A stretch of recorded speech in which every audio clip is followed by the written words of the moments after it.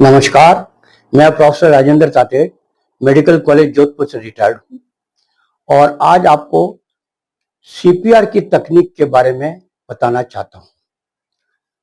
CPR एक वह तकनीक है, जीवन रक्षक तकनीक भी कहते हैं और ये सदियों पुरानी है। सदियों से लोग इसका प्रयोग करते आ रहे हैं, लेकिन इसके सीपीआर देने की विधि में जरूर परिवर्तन होता रहा है। क्या आपने कभी सीपीआर का नाम सुना है? सीपीआर का मतलब है, जिसे चिकित्सीय डॉक्टरी भाषा में कहते हैं, कार्डियो पल्मोनरी रिससिटेशन, और इसे लोकल बोलचाल की भाषा में कहते हैं हार्ट पंपिंग।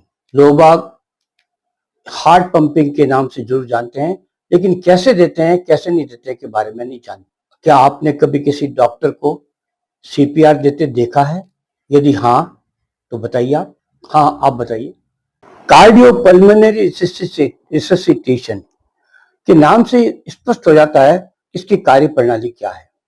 कार्डियो का मतलब होता है हृदय और पल्मोनरी का मतलब होता है फेफड़ा।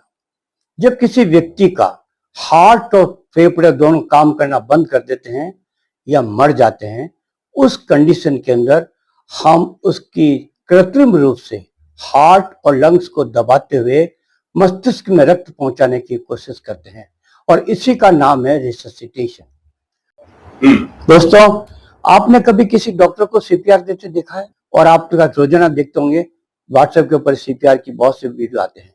चलिए मैं खुद ही आपको बताता हूँ कि लोग किस तरह से गलत तरीके से सीपीआर देते हैं, उस वक्त व्यक्ति जिंदा नहीं हो पाता है। देखिए, लोग टेबल के ऊपर, पलंग के ऊपर, या आपने देखा होगा इसको इस तरह से लोग छाती दबाते हैं इसकी, या एक घुटने के बल बैठ करके इसकी दबाते हैं, या दोनों अपने पैरों के बीच में लिया उसका छाती दबाते हैं। लेकिन दोस्तों, ये तरीका बिल्कुल गलत है।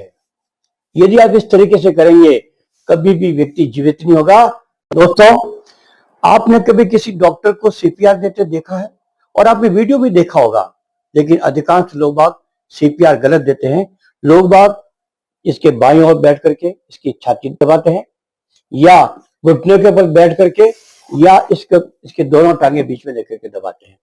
लेकिन दोस्तों, हमें इस प्रकार से सीपीआर नहीं देना है। देने का तरीका क्या होगा वो अभी आपको बताता हूं मैं। तो इसको सीपीआर देने से पहले हमें जानना जरूरी है कि हमें, क्योंकि हार्ट और लंग्स को हमें जिंदा करना है। क्या आपको पता है आपका शरीर में हार्ट और लंग्स कहाँ है? बताइए, क्या आपका हार्ट और लंग्स का पता है? अधिकांश लोग अपने हार्ट को बाईं तरफ बताते हैं, क्योंकि किताबों हमने ही पढ़ा है कि हार्ट बाईं तरफ होता है। लेकिन दोस्तों, इस चित्र को देखिए। इस चित्र में आप दोनों निपल के बीच में लाइन खींचिए, देखिए हार्ट कहाँ नजर आ रहा है? बीच में। और हमें इसी हार्ट को दबाना है, और इसी तरह से इसी हार्ट के ऊपर ही हमारा लंग्स है। तो हमें हार्ट और लंग्स को दबाते हुए मस्तिष्क में रक्त पहुंचाना है कृत्रिम रूप से। यदि आपने इसको कर दिया तो समझिए व्यक्ति की सांसें वापस आने की संभावना पूरी रहती है। अब हमें करना क्या है? हमें बाईं तरफ तो देखिए आप क्या है, ये पूरी फसल है। और जब हम इसको दबाते हैं, आप इसको इस तरह से दबाते हैं, तो क्या दब रहा है? पूरी फसलें दब रही है, पूरी फसलें टूट रही है। और टूट के कहां घुस गई? हार्ट और लंग्स के अंदर। और हार्ट और लंग्स उन्होंने क्या किया? पूरा डैमेज कर दिया।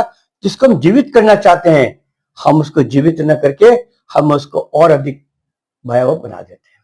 तो दोस्तों, हमें करना क्या है? हमें इस हड्डी को, आप भी अपने लगाइए, अपना हर व्यक्ति अपने से लगाइए। देखिए, इस हड्डी को याद रखिए, इसी हड्डी को हमें दबाना है। इसी हड्डी की, चूंकि हड्डी बहुत ही मजबूत है दोस्तों, हमें इस वाली हड्डी को दबाना है। चलिए देखिए, आप खुद देखिए, सब व्यक्ति अपने अपने हड्डी, इस हड्डी के ऊपर हाथ लगाइए। इसी हड्डी के नीचे हार्ट और लंग्स हैं। और जैसे हम चूंकि सबसे मजबूत हड्डी है, तो जैसे हम इसको दबाएंगे, सुरक्षित रूप से हमारा हार्ट और लंग्स दबेगा और हमारे मस्तिष्क के अंदर सीधा ब्लड जाएगा और व्यक्ति 5 से 10 मिनट के अंदर उठ करके बैठ जाएगा। उसकी सांस से वापस आने की कोई चांसेस है। हमें इस हड्डी को दबाना है, और मैं आपको इस डमी के ऊपर बताऊंगा कि कैसे बैठना, किस प्रकार से करना, राइट तरीका क्या है सीपीआर देने का, वो आपको मैं बताता हूँ। जैसे कोई व्यक्ति आपके सामने हट्टा कट्टा हंस व्यक्ति नीचे गिर जाता है, तो मतलब समझ इसको कार्डियक अरेस्ट हुआ है। हमें इसको सीधा लिटा देना है, जमीन के ऊपर, पलंग पर नहीं, गद्दे पे नहीं। और हमें क्या करना है? हमें जैसे आपको बताया निपल से निपल तक लाइन खींचिए और खींचने के बाद हड्डी को पहचानिए कि हड्डी लंबी वाली हड्डी कहाँ है। इस लंबी वाली हड्डी को अपने हाथ की हथेली देखिए, इस प्रकार की हड्डी है, ये गोलाई वाली हड्डी। इस गोलाई वाली हड्डी को इसकी चौड़ाई के बीच में आपको इस तरह से हाथ रखना है, दूसरे हाथ को इसके ऊपर रख देना है और अंगुलियां बिल्कुल फंसा देनी है, क्योंकि हड्डी बहुत मजबूत हड्डी, इसलिए हमें ताकत नहीं, हमें ट्रिक के साथ पे दबाना है। और क्या करना है, इस हाथ की अंगुलियां इसकी रिब्स के ऊपर नहीं आनी चाहिए। सीधा हाथ नहीं रखा, नजदीक आ गए और इसके बाद अपने हाथ के कोहनियों को सीधा रखते हुए इसके ऊपर वजन डाल दिया और वजन डालने के बाद के अंदर 1 मिनट के अंदर 100 से 120